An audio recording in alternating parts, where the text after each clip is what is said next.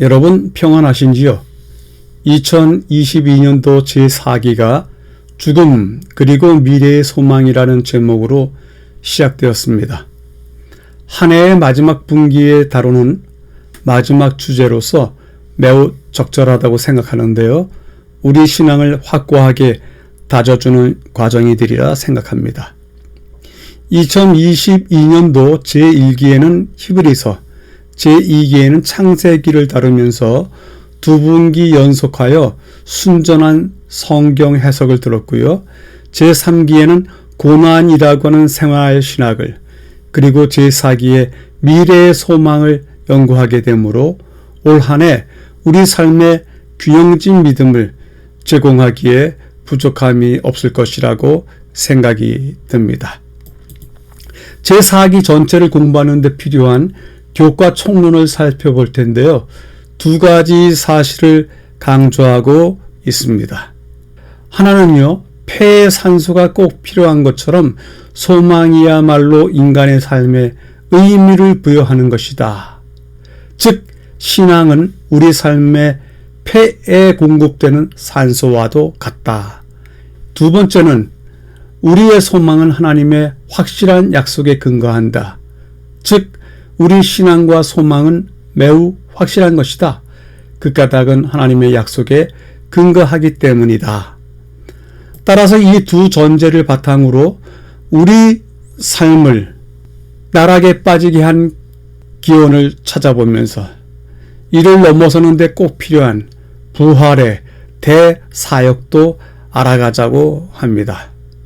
저자이신 알베르토 팀은 엘렌 화이트 유산관리위원회 부회장이시며 재림교회 성경연구소와 지구과학연구소 연구위원으로서 재림교 신학연구의 일정 부분 역할을 담당하고 있습니다. 사기에는 매우 명성 깊은 교회의 스승을 만나게 되었다고 생각을 합니다. 자, 이제 제1과 제목이 완벽한 우주에서의 반역인데요. 우리에게 기원에 대한 이야기를 들려줍니다. 완벽하였던 세상, 그리고 뜻하지 않았던 죄의 기원, 이야기를 들려줍니다. 창세기 공부를 시작하면서 또한 이 땅에서 인간 삶의 형편, 지금의 상황을 파헤치는 입장에서 많이 다루던 주제이지만 어떠한 새로운 모습으로 이야기하는지 따라가 보도록 하겠습니다. 기억절입니다. 너 아침의 아들 계명성이여 어찌 그리 하늘에서 떨어졌으며 너 열국을 엎은 자여 어찌 그리 땅에 찍혔는고. 한 줄로 줄여볼까요? 계명성, 하늘에서 떨어져 땅에 찍히다. 아침의 아들 계명성, 그리고 그에게 임했던 사건의 결말을 기록하고 있습니다. 일반적으로 계명성은 새벽녘 동쪽 하늘에 뜨는 지극히 밝은 별인 금성을 말하는데요. 이사야가 말할 때는 실질적인 대상을 교만한 바벨론 왕을 지칭하면서 사용하였습니다. 영어 성경인 제임스 왕 번역본이라고 하죠. KJV에는 루시퍼라고 번역을 하였습니다. 어떤 분들은 루스벨이라는 표현을 하는데 루스벨이라고 하는 표현은 성경적, 역사적 근거가 별로 찾을 수가 없습니다. 비록 포르투갈어의 샛별을 루스벨 이렇게 읽는데요. 포르투갈 언어가 성경과 그렇게 큰 관련이 없는 관계로 혹 루시퍼를 갖다가 루스벨로 들은 것은 영어 발음을 와전된 것이 아닌가 생각이 듭니다. 오히려 샛별은 예수님을 상징하는 고유어로 더 의미가 있습니다. 베드로 후서 1장 19절에 또 우리에게 더 확실한 예언이 있어 어두운 데를 비추는 등불과 같으니 날이 새어 샛별이 너희 마음에 떠오르기까지 너희가 이것을 주의해야 하는 것이 옳으니라. 샛별이 너희 마음에 떠오르기까지 이렇게 표현하고 있고요. 요한계시록 22장 16절에도 나 예수는 나의 천사를 너희에게 보내어 교회들에 주는 이 모든 증언을 전하게 하였다. 나는 다윗의 뿌리요 그의 자손이요 빛나는 샛별이다. 새 번역에는 그렇게 번역을 했습니다. 그래서 샛별이요, 계명성이요, 이것은 오히려 예수님에게 적절하게 응용되면서 쓰인 상징어가 되었다 보시면 되겠습니다. 매일의 주제를 한번 살펴볼까요? 일요일 창조, 사랑의 표현, 월요일 자유의지, 사랑의 기초, 화요일 이해할 수 없는 선택, 수요일 자만심의 대가, 목요일 불신의 확산. 일요일날 창조, 사랑의 표현, 월요일 자유의지, 사랑의 기초. 이 두 날의 제목에 사랑의 표현, 사랑의 기초, 이렇게 두 진술이 엮여 있기 때문에 일요일하고 월요일 거는 한데 묶을 수 있다, 서론이다, 이렇게 볼 수 있고요. 화요일날 이해할 수 없는 선택과 수요일날 자만심의 대가는 사단의 악한 본성이 무엇인지 두 도시의 두 왕을 통하여 다룹니다. 그래서 화요일과 수요일도 함께 묶을 수 있습니다. 그래서 화요일과 수요일에 시작됐던 대쟁투의 역사가 확산되어서 지금까지 이르고 있다. 전체 배경이 되는 안식일 요지를 보도록 하겠습니다. 완벽한 우주에서의 반역. 지난기까지는요, 본문의 어느 중요한 부분이 여기지 않겠습니까 하면서 줄을 많이 쳤었는데요. 이번 기에서부터는 조금 더 우리 스스로를 훈련시키기 위해서 줄을 여러 군데 치지 아니하고 중요한 어구 아니면 중요한 어절에만 체크를 한번 해보겠습니다. 반뿐이 안 되지만 그 반의 이야기를 엮어가면서도 흐름이 있어야 되기 때문에 몇 중요한 단어가 이 안에 있는 듯 싶습니다. 첫째, 악의 기원을 설명하지 못한다. 악의 기원에 대한 이야기가 나왔고요. 두 번째, 하나님께서 행하시는 모든 일들은 완벽하시다. 세 번째, 그렇지만 지금 인간 세상에 있는 이 죄됨, 타락, 이것들을 공부하기 위해서는 그 타락 이전에 어떠한 일이 있었는지 알아야 된다. 그래서 전체 제목이 우주에서의 반역, 이렇게 정하셨습니다. 자, 이 세 가지 중요한 단어들, 어구들을 보면서 이야기해 보도록 하겠습니다. 악의 기원에 대해서는 두 가지 정도 이야기할 수 있다. 다 설명하지 못하지만 악의 기원에 대해서 어떤 학설로서, 이론으로서 설명하는 것이 두 개 있는데, 하나는 선하다라고 하는 그 판단, 선함은 악함의 반대 개념이기 때문에 선하다라고 하는 판단을 갖는 까닭은 악이 전제되어 있기 때문에 그렇다. 두 번째로는 그리스 신화에 판도라의 상자가 열렸다라고 하는 표현이 있는데요. 그 판도라는 제우스가 인간 세계에 내려보낸 최초의 여성입니다. 근데 그 여성이 제우스가 부여한 선물이자 저주인 호기심이요. 그 호기심 때문에 프로메테우스의 집에 제우스가 선물로 주었던 것인데요. 피토스, 그 피토스를 열자마자 그 안에 있었던 질병, 재앙, 분노, 질투 등의 만악의 근원들이 인간 세계에 퍼지게 되었다라고 하는 이야기가 있는데요. 그것을 판도라의 상자가 열렸다라고 이야기하는데요. 악의 기원을 이야기하는 것입니다. 하나는 순전히 논리적인 이야기고요. 또 하나는 신화적인 이야기인데 이 두 가지 다가 악의 기원에 대해서 설명해 주지 못하고 있습니다. 우리가 성경 이야기 속에서도 이제 질문을 한번 해볼 수 있습니다. 하나님은 전능하시다, 완전하시다. 다른 말로 이야기한다면 완벽하시다. 그런데도 불구하고 왜 아담과 하와가 타락하게 되었을까? 그래서 그 인간 타락 그 자체를 말하기 전에 사건을 먼저 알아야 된다. 즉 죄의 근원과 기원을 찾아가 보자. 이번 주일의 배경입니다. 이러한 배경 속에서 한날 한날을 공부하게 될 텐데요. 악의 기원을 설명 못한다. 하나님은 전능하시고 완벽하신 분이시다. 그런데도 인간이 타락하였다. 인간의 타락, 그 이전에 무슨 일인가 있었다. 그것이 우주에서의 반역, 죄의 근원과 기원에 해당된다. 말씀하시고 계십니다. 이제 첫째 날 이야기를 살펴볼까요? 첫째 날, 창조, 사랑의 표현. 창조는 사랑의 표현이다. 이야기해 놨습니다.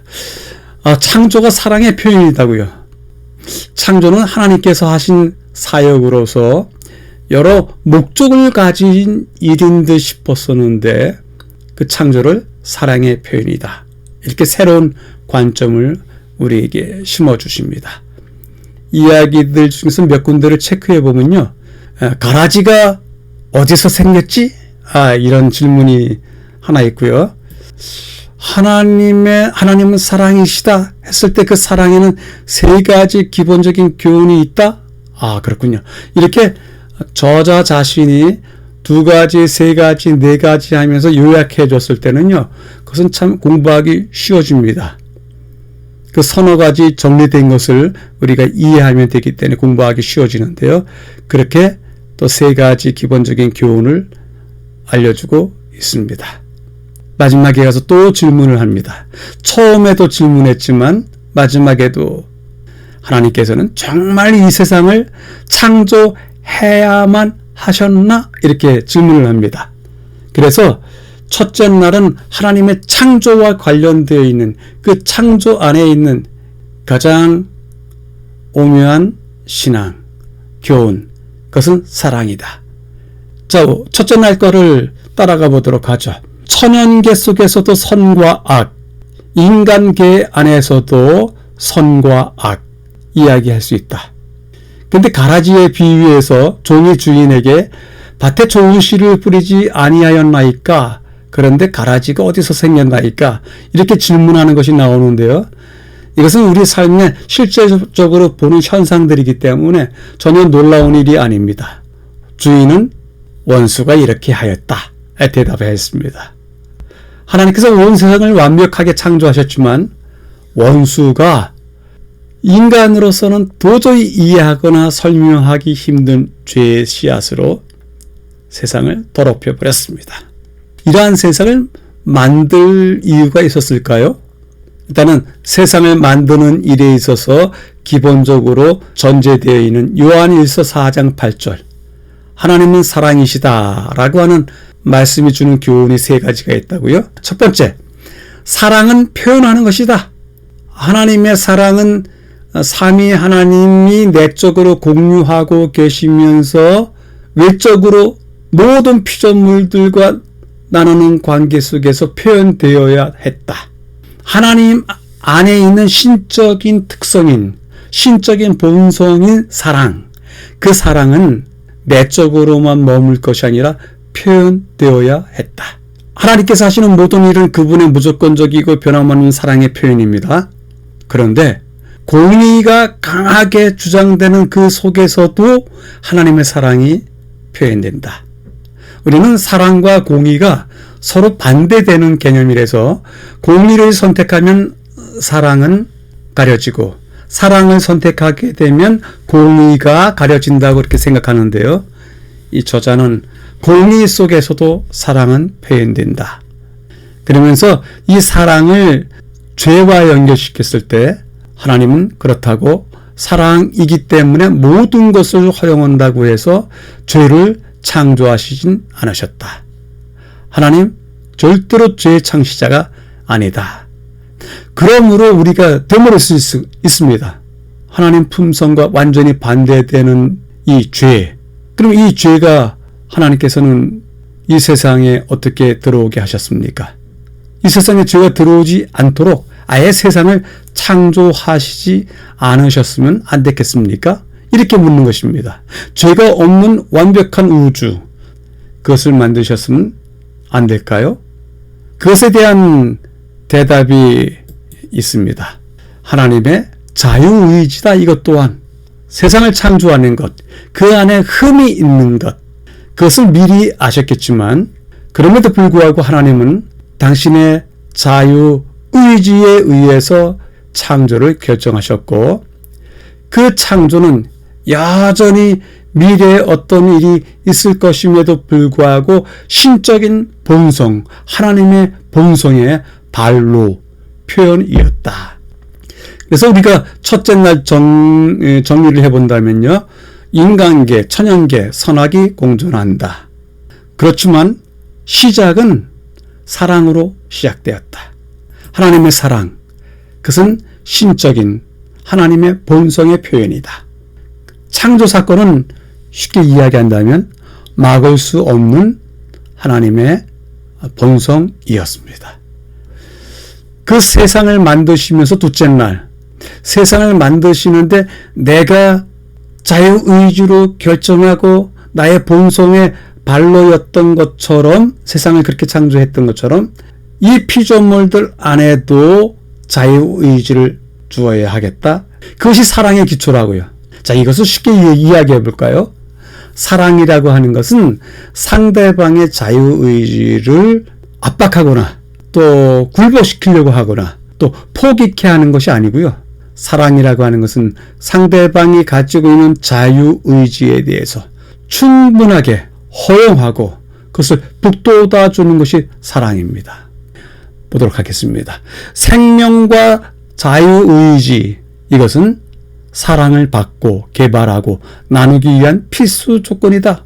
생명과 자유의지는 뗄래야 뗄 수 없는 불가분의 관계인 것입니다.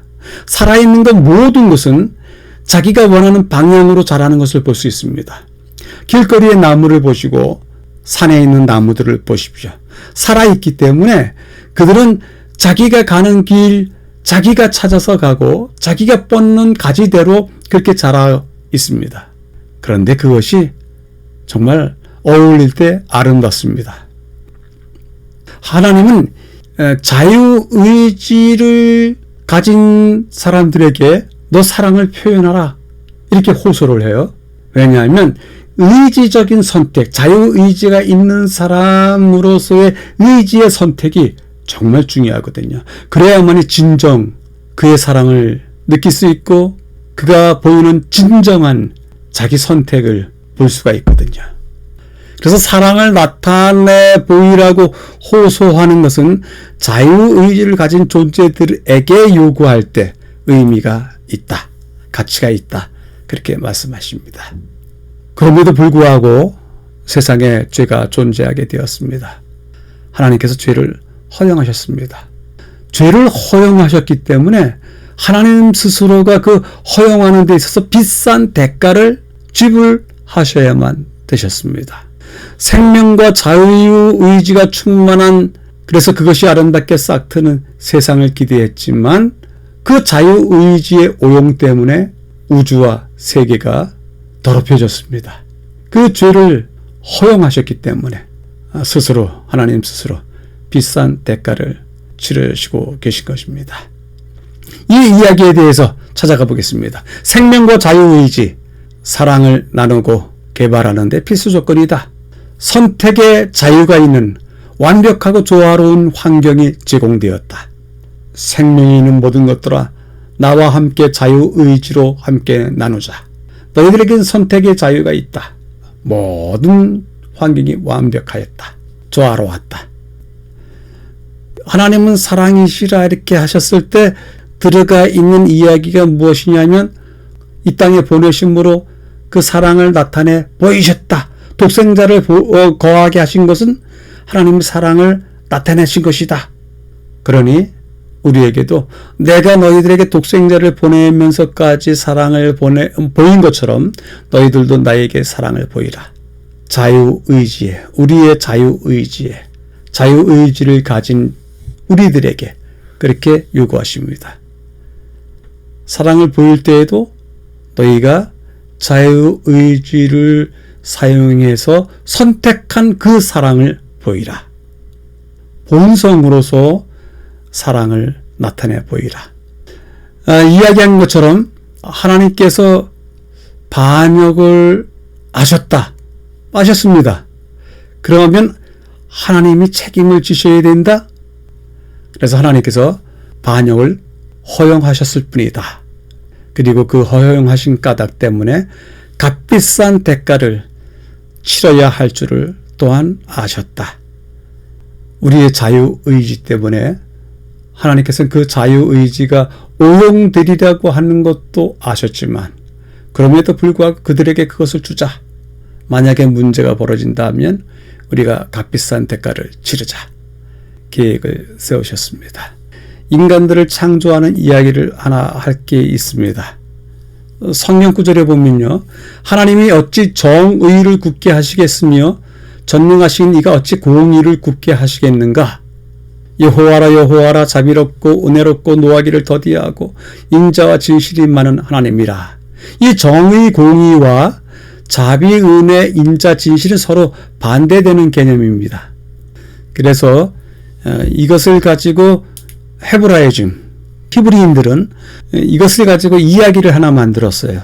하나님께서 세상을 창조하실 때 하늘에 있었던 모든 천사들이 두 그룹으로 나누었다.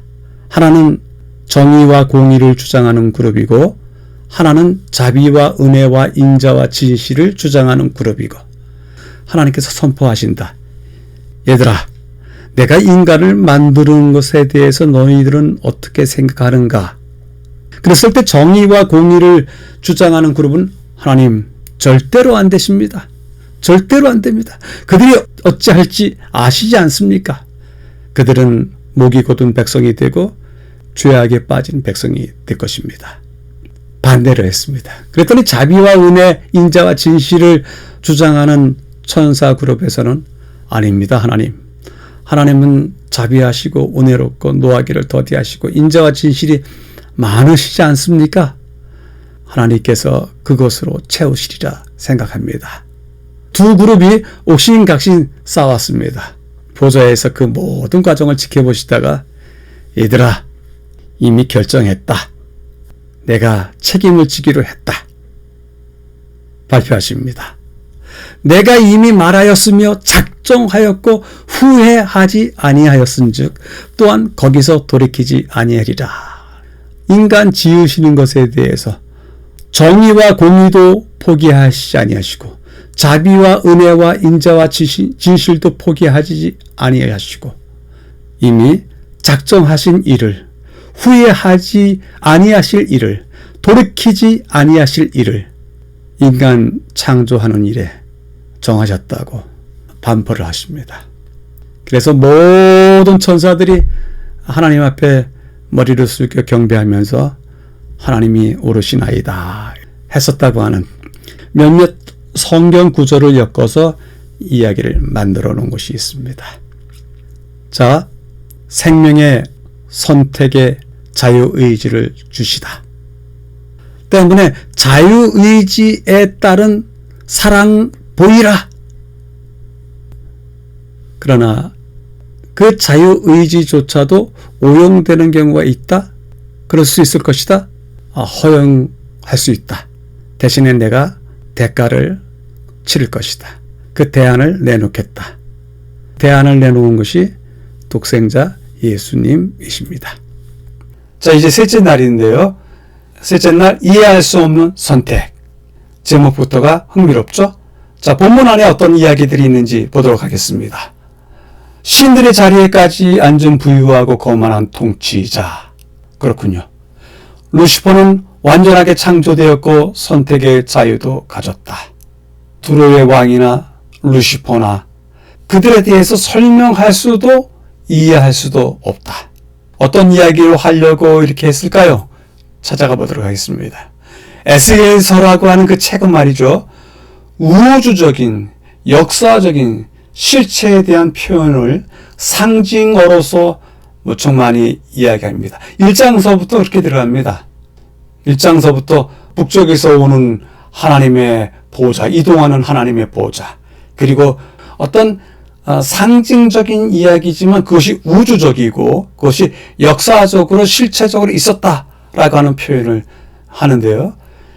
에스겔이 두로 왕을, 실제적으로 있었던 두로 왕을 그가 단지 왕으로서만 누리는 것이 아니라 신들의 자리에까지 임하게 되었다.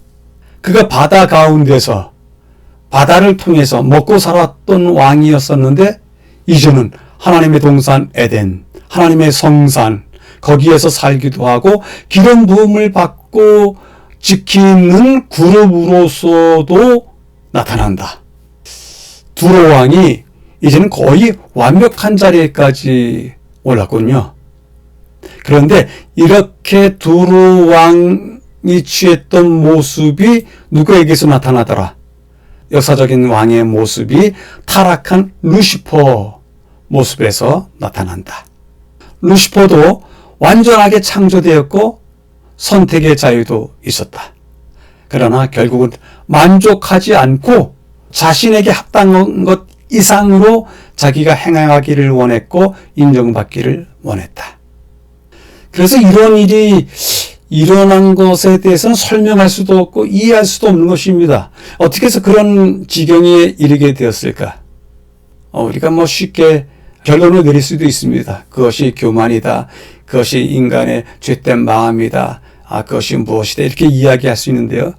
아무리 그렇다고 하더라도 그 완벽했던, 순수했던 그 순수함이 죄에 물든 타락한 인간, 또 타락한 천사가 있을 수 있었을까?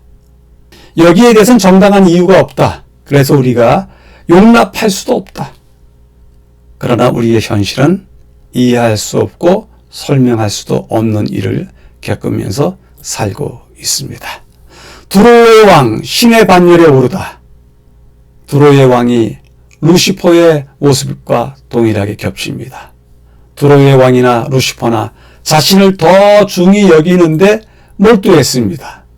루시퍼나 두로의 왕이나 더 이상 만족함이 없었습니다. 하나님이 그에게 주신 역할, 자리, 거기에 절대로 만족하지 못했습니다. 그러므로서 그들이 범죄하는 죄의 상징이 되었는데요. 바로 죄라는 것이 이런 것 속에서 싹트고 퍼져나왔다 이야기를 하고 있습니다. 자, 이제 넷째 날인데요.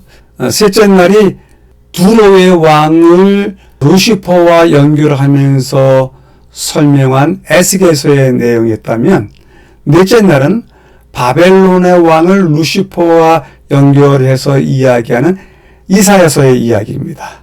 어떻게 이야기가 끌려가는지 보겠습니다. 일단은 두 가지 두드러진 주제를 볼 수 있다. 서로 대립되는 두 가지 두드러진 주제. 그것은 하나님의 백성의 약속의 땅, 그리고 인간 세상의 세속의 땅.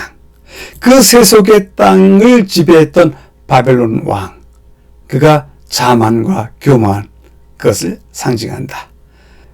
이 자만과 교만은 또 누구의 상징이다? 루시퍼의 상징이다. 바벨론 왕처럼 루시퍼도 하늘 궁정에서 도전하고 거짓으로 선전하고 하늘을 지배하려고 하였다. 이사야서를 통해서 보여주는 죄의 모습인 것입니다. 살펴보죠. 성경에는 두 가지 대조되는 이미지를 비교하고 있다. 하나님 나라와 세상, 사단의 나라. 성경이 이야기할 때 바벨론은 단지 금 머리일 뿐이다. 그러나 금 신상으로 만들어버렸다. 이것은 바벨론 왕이 가지고 있는 자만과 교만의 결과이다. 바벨론 왕이 가지고 있는 그러한 자만과 교만처럼 루시퍼도 그러한 속성을 가지고 있었다. 지극히 높으신 자와 같이 임하려고 했습니다. 지극히 높은 자, 하나님의 자리를 탐하는 것이죠. 하나님께 도전하고 다른 천사들에게 하나님에 대한 거짓말을 퍼뜨리는 두려워하지 않았다. 이것이 악이 존재하게 된 기원이다. 쉽게 이해할 수 없는 악이 존재하는 기원이다. 셋째 날과 넷째 날의 그 모든 속성이 결국 죄의 기원입니다. 악의 기원입니다. 성경에서는 이 두 가지 에스겔서와 이사야서의 이야기를 통해서 완벽했던 세상에서의 죄가 있게 된 이유를 설명하고 있습니다. 하나님의 나라와 세상 나라, 세상 나라를 대표하는 바벨론 단지 그 머리에 불과했지만 자만하고 하나님께 도전하고 또 거짓을 퍼뜨리고 지극히 높으신 자의 자리에 루시퍼가 차지하려고 했었다. 이것이 죄의 기원이다. 두로의 왕과 바벨론 왕이 보여줬던 실제적인 그들의 모습 속에서 사단의 죄의 반역의 기원을 찾고 있습니다. 다섯째 날은 불신의 확산인데요. 이 불신의 확산은 무엇을 이야기하느냐? 몇 단어를 찾아보면요. 루시퍼는 천하를 꿰는 자이다. 지금도 계속 투쟁 중이다. 일을 시작됐을 때 하나님께서 오래 참으셨는데 결국에는 세상에 이 일이 번지게 되었다. 자, 그래서 불신의 확산은 무슨 것을 이야기하고 싶어 하냐면 하늘에서 있었던 첫 번째 전쟁이 그 시간과 장소가 바뀌었지만 여전히 계속되고 있다. 그렇기 때문에 불신의 확산이라고 하는 표현을 썼습니다. 루시퍼는 단순한 생각의 충돌이 아니라 선과 악의 근본적인 충돌로서 하늘에서 전쟁이 벌어졌을 때 그는 천하를 꿰는 자로서 대표되는 것입니다. 그리고 미가엘과 대립하게 되는데요. 거룩하신 분 그 그리스도와의 전쟁, 이것은 생각의 충돌이 아니죠. 이것은 도전이자 파괴이자 주권에 대한 전쟁입니다. 있을 수 없는 도전입니다. 근데 그러한 도전이 계시록 12장에 보니까 지금도 계속되고 있다. 그 쟁투의 개요는 이렇다. 하늘의 천사 3분의 1이 땅에 떨어졌다. 십자가 위에서 십자가가 승리하는 절정을 이루었다. 그럼에도 불구하고 지금도 남은 자손과 다투고 있다. 전쟁이 시작할 때 하나님께서 사실 오래 참으셨다고요. 하늘에서. 가능한 한 그가 회개하고 순종하기만 하면 용서해서 하늘에 머물러 있게 하셨을 것이다. 그런데도 불구하고 쫓겨났습니다. 있을 곳이 없어서 결국 쫓겨나게 됐는데 그가 지구로 오게 되었습니다. 때문에 이 지구는 이제 대쟁투의 최일선이 되었고 현장이 되었습니다. 여러분과 제가 그렇다는 얘기입니다. 대쟁투 단순한 충돌건이 아니다. 시공간을 넘어서 지금도 현재 진행 중이다. 사실 하나님께서는 오래 참으셔서 하늘에 머물게 하셨지만 결국은 그가 반역을 그치지 않았기에 땅에 쫓겨나게 되었다. 그리고 그 땅이 지구이다. 우리의 삶의 현장, 우리가 살아가는 이 지구에 선악의 대장투의 최일선이 되었다. 여러분들이 정리하시면 충분히 정리하실 수 있는 이야기들이고 그 이야기들 속에서 한두 가지 새롭게 배워야 될 것들을 각 날마다 찾으시게 되길 바랍니다. 더 깊은 연구를 위해서 주신 말씀은요. 이것은 충분히 읽어보실 수 있는 말씀이고 그 말씀들 중에서 이런 질문을 해보시는 것입니다. 만일 그들이 말로 표현할 수 없는 영광 가운데서 반역을 할 수 있었다면 그리고서 우리는 어떨까? 이렇게 질문도 해볼 수 있고요. 몇 가지 질문을 만들어 보는 것이 우리의 공부의 목적입니다. 죄가 존재할 것을 내다보시고 그 두려운 비상사태를 위해서 대비책을 세워놓으셨다. 우리는 무엇으로 이 대비책에 대해서 무엇으로 반응해야 되는가? 그런 것도 질문해 보시는 것이 우리의 공부의 한 방법이리라 또 생각을 해봅니다. 자, 자신에게 질문하기. 내 속에 나를 지배하는 나보다 더 강한 무엇인가 있는가? 그것에 지배당하고 있는가? 스스로 물어보시고 또 그 해결책을 이야기해 보시게 되길 바랍니다. 오늘 교과 내용을 세 줄로 요약해 보도록 하겠습니다. 죄의 본질, 인간의 타락을 아셨다. 그러나 싹쓸 치를 사랑이 있었다. 그분이 자유의지를 통해서 사랑을 표현하신 것처럼 우리도 우리의 자유의지를 통해서 선택의 의지를 통해서 사랑을 표현해보라. 줄일 수가 있겠습니다. 여러분들이 늘 찾아주시는 것에 대해서 감사 인사를 드립니다. 다음 주에 다시 뵙겠습니다. 감사합니다.